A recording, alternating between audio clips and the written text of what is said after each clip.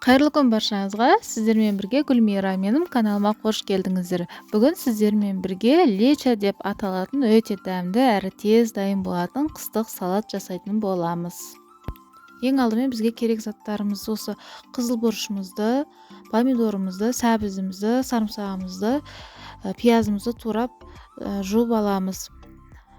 Қазанымыздың астына от жағып, бір кесе майымызды құйып, май қызған кезде осындай 2 бас пиязымызды майдалап турап қуырып аламыз қызарғанша. Сосын сәбізімізді видеодағыдай көрсетілгендей турап дайындап аламыз. Пиязымыз қызарған соң осы сәбізімізді салып, жақсылап қуырып аламыз. Сосын 2 дана ащы бұрышымызды турап, сәбізіміздің үстіне салып, оны да қуырып аламыз. Сәбізіміз жақсылы қуырылғанша біздің осындай алдын ала дайындап қоямыз. Тәтті бұрышымызды осындай үлкен-үлкен қылып кесіп, чесногымызды да кесіп дайындап қоямыз. Бізге керек лавровый лист, петрушка немесе укропымыз, ет артқыштан өткізілген помидорымыз, сосын 70% уксус. Жапқан кезінде бетіне тамызамыз. Сәбізіміз жақсылап қуырылып болған соң, ет артқыштан өткізілген помидорымызды үстіне құйып, жақсылап араластырып, қайнатып аламыз.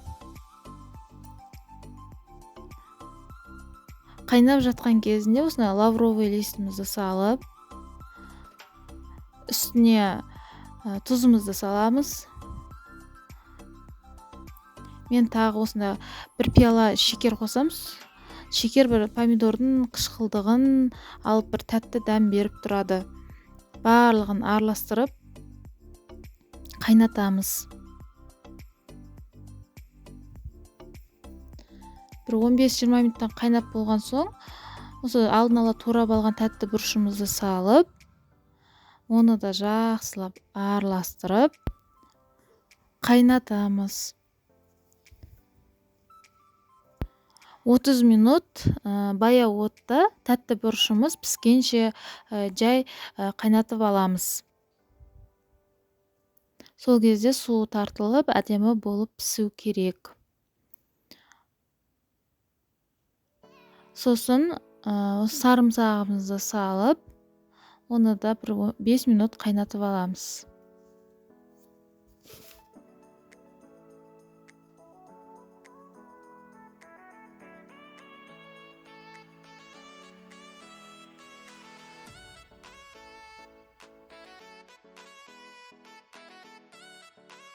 Салатымыз дайын болған кезде осындай укропымызды немесе петрушкамызды салып, бір 5 минут тағы да қайнатып аламыз. Жақсылап араластырамыз.